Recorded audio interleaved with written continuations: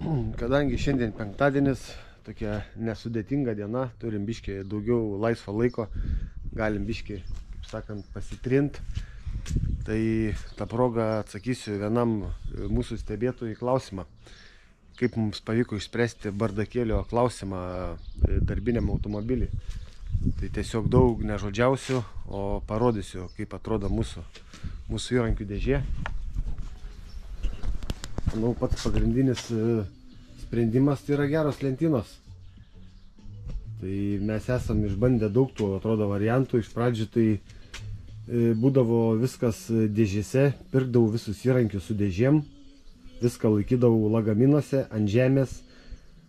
Tai ten jeigu reikėdavo kažką pasimti, reikėdavo lipti į vidų, ten ieškot, ypač smulkių daiktų būdavo nepatogu ieškot, žodžiu, būdavo ant kokio posūkio, paguldai tik viskas į vieną pusę, užguldai į kitą pusę, atrodo susidėlioji gražiai, ateini, žiūri, vėl viskas susivartė, paskui nedaug dievė reikia išilginių staklių, tai vėl dėžės reikia nuo dugno nurankiot, susidėti į vieną pusę.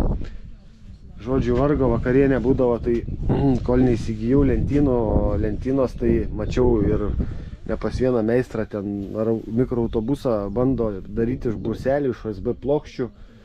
Nu, žinot, atrodo tai taip grinai ūkiškai. Nemanau, kad ten galima padaryti ergonomiškai. Čia va, atrodo nedidelės lentynos, jų svoris tikrai nėra didelis, bet jos yra labai ergonomiškos. Pradarysiu toj gale duris, kad daugiau šviesos būtų.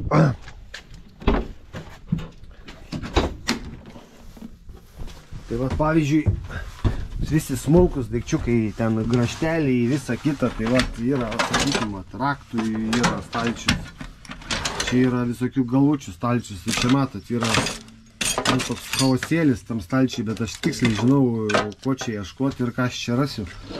Jeigu būtų dėžėse, tai sakykime, va, ta dėžė dabar man kažkur po apačią, nu ir lip per viršų, čia matot, graštai, šlifavimo reikmenis. Čia pieštukai, graščiukai, markeriai, jeigu reikia, liniuotės, metrai. Čia va visas devalt skyrius. Čia dar keletą įrankių trūksta, nes dabar tenais name, viduj mes dirbam. Čia, sakykime, pneumatinių įrankių stalčius, irgi pistoletų nėra pneumatinių dviejų. Paskui ten apačioj skardos pjovimo žirklės, paskui perforatoriai. Čia smulkus įrankiai, rankiniai, tai skobetoriai, žirklės, kampuočiai, kaltai, nedikliai ir visa kita, ten viršui, gulšiukai visokie dedasi, čia ruletės kabinasi, čia baterijų skyrius. Visada žinau kiekvieną vakarą, kiek baterijų parkeliauja, taip nepasimetam objektą, nes būdavo išmėtydavom tas baterijas. Paskui čia yra tvirtinimo detalių, toks stalčiukas.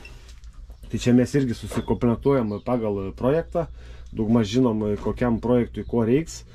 Tai persikomplektuojam, čia aišku viso sortimento, ko yra parduotuviai nesivežiojam. Tiesiog, pagal projektą individualiai prisitaikom. Čia vėl stalčiukai va gale, pirštinės, diržus čia dedu tvirtinimo.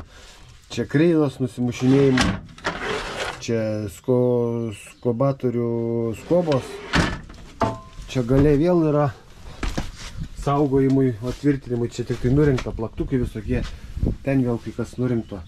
Tai va, žodžiu, sprendimas paprastas, kaip matot, reikia pirkti geras lentynas. Aišku, tas lentynas nupirkti naujas, tai biški būtų skaudu, nes manau, toks komplektas kainuoja ten virš 3000 eurų, aš domėjausi, čia yra švediška sistema, System Extrem vadinasi.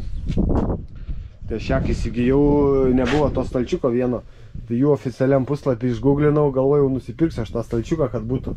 Tai vienas tas stalčius 250 eurų kainuoja, tai galvoju, bala nematė, apsėsiu ir be to stalčiaus. Tai va, dabar čia matot, yra viskas ištuštinta, grindys švarios, čia aišku dar ožiukai dedasi, visa kita, ten rytės, čia prailgintojai dedasi, bet va visada mes turim švarias grindis, ar reikia ten kažką įsidėti, tai pilnai vietos yra, reikia kažką pasimti, pilnai įlipam, patogu. Čia va dar matot, laužtuvai visokie ilgi mėtosi, nestandartiniai. Tai va, tai žodžiu, tokie sprendimai to bardakėlio, be lentynų tikrai neišspręsit to bardaką, galit net nesistengt. Lagaminai neišeitis, tai dabar aš turiu tų lagaminų prisidėti į save.